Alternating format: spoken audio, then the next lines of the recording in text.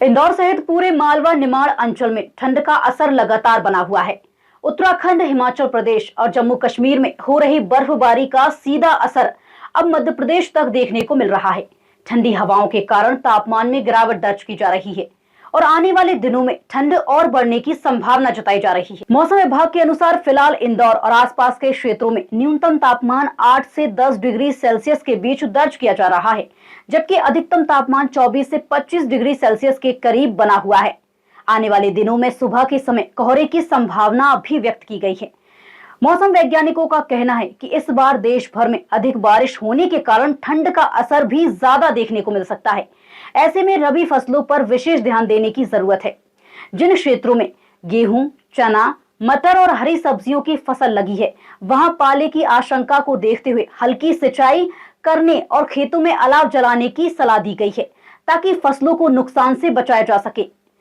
मौसम वैज्ञानिक डॉक्टर आनंद कुमार हरसाना ने बताया कि फिलहाल फसलों को किसी तरह के नुकसान की स्थिति नहीं है, जब तक न्यूनतम तापमान 5 डिग्री और अधिकतम तापमान 20 डिग्री सेल्सियस के आसपास नहीं पहुंचता और ये स्थिति लगातार कुछ दिनों तक नहीं रहती, तब तक फसलों पर प्रतिकूल असर की आशंका कम है। इंदौर शहर में अगर मौसम की बात करें तो सर्दी के लिए पिछले 2 दिन जो थे कड़ाके की ठंड भरे रहे, क्योंकि इसमें जो अधिकतम तापमान था जो कि लगभग 24 डिग्री के आसपास पहले 4 दिन के पहले चल रहा था, वो घट करके लगभग 20-22 डिग्री के आसपास आ गया था और अधिकतम तापमान भी लगभग 8 डिग्री करीब बने हुआ था। लेकिन जो कल का तापमान है, कल दिन भर अच्छी धूप खिली रही और उस वजह से तापमान बढ़ करके लगभग 25-26 डिग्री के आसपास अधिकतम तापमान पहुंच गया और न्यूनतम तापमान भी 10-11 डिग्री के आसपास पहुंच गए हैं। इस वजह से ठंड में थोड़ी राहत देखने को मिली। आगे इसी तरह की ठंड रहने की संभावना है, इससे बहुत ज़्यादा गिरने की संभावना तो नहीं लगती है। रबी की फसल में इस तरह की क्योंकि इस बार जो है सर्दी थोड़ा लंबा रहने का संभावना है और इस बार सर्दी थोड़ी अच्छी भी पड़ रही है, तो इस वजह से जो है रबी की फसलों में जो है फ़ायदा देखने को मिलेगा। जैसे पिछले साल लगभग जो फरवरी का दूसरा पखवाड़ा था उसमें तापमान 30 डिग्री के आसपास चला गया था अधिकतम तापमान। इससे चना और गेहूँ जो है दोनों में ही थोड़ा नुकसान देखने को मिला था। इस बार ऐसी संभावना देखने को कम लग रही है और ऐसी संभावना कम लग रही है। मॉडरेट फॉग की वार्निंग थी, लेकिन पिछले 2 दिनों से कोहरा उतना ज़्यादा देखने को नहीं मिल रहा है।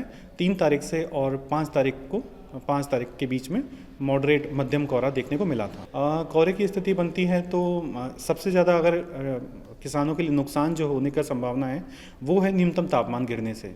अगर न्यूनतम तापमान जो है 5 डिग्री से कम जाते हैं या कम और जाते हैं, पाला पड़ने की संभावना रहती है। उस संभावना में जो है फसलों को नुकसान रहने का, चने की फसल को नुकसान रहने का संभावना रहती है। अगर इस तरह के तापमान अगर गिरते हैं तो किसान भाई लोग हल्की सिंचाई कर सकते हैं अपने खेतों में, उससे फसल को थोड़ा नुकसान होने से हम बचा सकते हैं। ठंड कब तक पड़ने की संभावना है? ठंड इस बार जो संभावना है कि अब जैसे लगभग दूसरा हफ्ता चालू होने को है, तो दूसरे हफ्ते से लेके जनवरी के दूसरे हफ्ते से और इस महीने के अंत तक जो है अच्छी ठंड पड़ने का संभावना है। क्या मावठा गिरने की भी संभावना बनती है?